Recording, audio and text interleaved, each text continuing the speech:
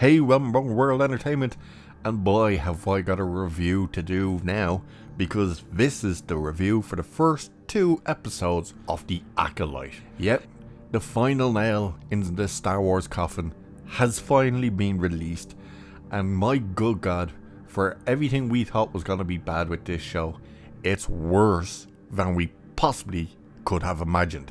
It is pure 100% trash, but it also absolutely confirms that everyone that worked on this show, via the writers, i.e. Leslie Headland, the former personal assistant of Harvey Weinstein, the people she brought in who she purposely made sure they never saw Star Wars, well, it's really confirmed that none of them have ever watched Star Wars. They don't know anything about the Jedi. They have no clue how the Force works, because they seem to be painting the Jedi as basically the government. Yeah, the problem is the Jedi were peacekeepers. That was their role in the universe. They were the peacekeepers. You know, the people who actually run the show are the Senate. But when it comes to the Force, the main character, Amanda Spenberg, or whatever the hell her name is, she plays, yes, they give it away in the first episode that they tried to make this is going to be the big mystery, even though they gave it away in their own trailer. She is twins. So May is the evil twin, while Osho, or however you pronounce it, is the good one. The good one trained as a Jedi from the age of 8. Who do we know started training from 8 and didn't work out well? Oh, that's right, Anakin. Well, she started training while she was 8 and then got booted out of the Jedi because she was terrible, apparently, at becoming a Jedi. Yeah, apparently Jedi training is now like college. Oh, she flunked out. Well, not just did she flunk out, she forgot how to use the Force. That's not how the Force works. Yeah, it's literally, she can't figure out how to use the Force. As for May, she's on this revenge quest. So the story with her and the sister, whatever the hell she's called, May, for some reason, it's not told why or anything, at least yet, burnt down her entire village and killed everyone, including her parents, who, when we find out her parents were 2 women. Yep, May and Osho, or Orha, whatever the hell her name is. I'm just gonna call her May, the good May. Yeah, their parents were 2 women. Figure that one out. And I said it in the previous video that Alan Ng said that apparently the Force's female is said in the show. He clarified what he meant by that. That people interpreted that what he was talking about was that they say the Force is female.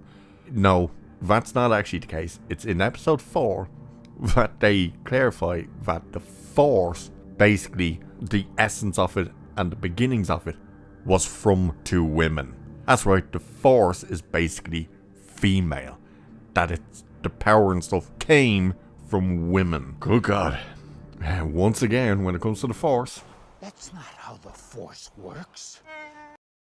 yeah. So the performances are god awful as well in this show. The only person who's actually decent, and the only reason they're decent is because they literally don't know what they're probably saying all that well, is Lee Jung Jae, or G, I think it's J, the Squid Game dude.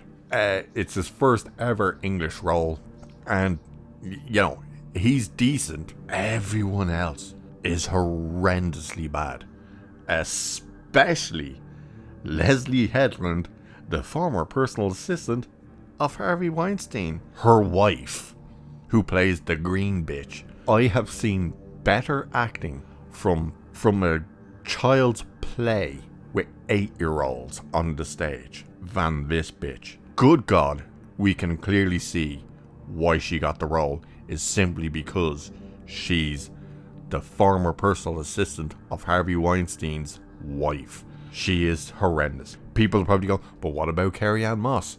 Carrie-Anne Moss, you've seen her entire performance in the trailer because she is in the first 7 minutes of the first episode. That's it. That's all she's in. But yeah. As for May, Amanda Stenberg, the way the fight begins is both retarded and spectacularly hilarious at the same time. Because she walks in. She doesn't just go in and attack people. She's on a revenge quest. By the way, she burns down her village, kills everyone, thinks she kills her sister and everything else, while the other sister thinks May is dead. She does all this, but then blaming it all on the Jedi. But 4 Jedi in particular. So she's going after Carrie-Anne Moss's Jedi, which is the first one she goes for. Then she goes for a Jedi called Tobin, I believe it is. Which is hilarious as well, which we'll get to. Then she's going after the Wookiee Jedi, Kalnaka, I believe he's called. And then she's going for Saul, which is Lee Jung Jae's character. That's all she's looking for. She's trying to kill these 4 Jedi for reasons. But when she walks up to Carrie-Anne Moss's character in Dara... oh, by the way, this scene is also, yet again, a fucking cantina scene.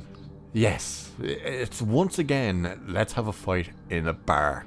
Because that's Star Wars. She doesn't just go up and immediately try and kill her target.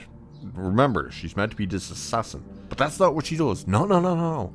She walks up and takes like a Steven Seagal bullshito stance. And then demands that the Jedi, in this case, in Dara, attack her with all of her power. And you're like, what? And one of the aliens sitting at the table just starts laughing, and I couldn't believe it because I was doing the same thing. To start with the stance she took, I couldn't stop laughing. And then when she said, attack me with... And then, once again, this shows you how they have no idea what Jedi actually are. Because once they do start fighting, and she only starts fighting because May starts kicking the shit out of all the other people and pulls knives out on all these other people. Indara starts fighting, and we eventually get up onto the platform, and she does it. By the way, she's running around and running away from Indara and stuff, and they're like running upstairs and stuff, and you're just like, why aren't you just using the Force to grab her and stuff? Ugh. But she runs up to the upstairs, and we get to the point where May starts throwing the knives, and Indara whips out the lightsaber to block them. And as soon as she has the lightsaber ready, May says to her, again, this just shows you they haven't a clue about Jedi. Oh, the Jedi only ignite their lightsabers when they intend to kill. No. They only use their lightsabers to defend themselves.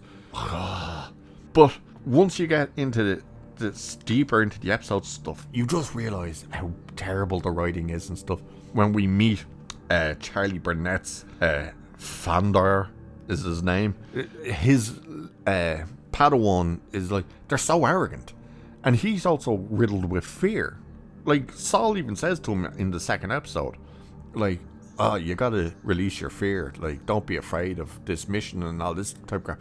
And walks out and you're like, Jedi aren't supposed to have any fear. What's the point? Fear leads to anger, anger leads to hate, hate leads to suffering, and that all leads to the dark side. But he's such a moron as well. He's like a retarded Jedi. Tobin, in the second episode, he is the guy you see in the trailer floating. Well, this gets worse with this guy. Not just is he floating in this meditative state, he's been like that for 10 years. Yet, apparently he's guilt-ridden, which no one explains why, but he's in that state for 10 years. May tries to kill him, but he's protected by some sort of force field that you can't see or anything, with no explanation for any of that. But she eventually kills him by putting poison in front of him and saying, I'll give you the choice, I can kill you now or you can end your suffering and blah blah blah. And he wakes up and goes, I've been waiting for you, and drinks it, and you're like, what the fuck? But the funniest part with Tobin is he's got this stupid fake beard, which is clearly fake, this ridiculous haircut. They're clearly trying to make the guy look like he's all this wise, powerful old man. The dude looks like he's about 12 with a beard. And the guy who's playing him is like 26 or something. It's like, good God. But here's also where it's just so stupid, and where so many scenes like this happen, where you're just like, this is retarded writing. Tobin is in a Jedi temple.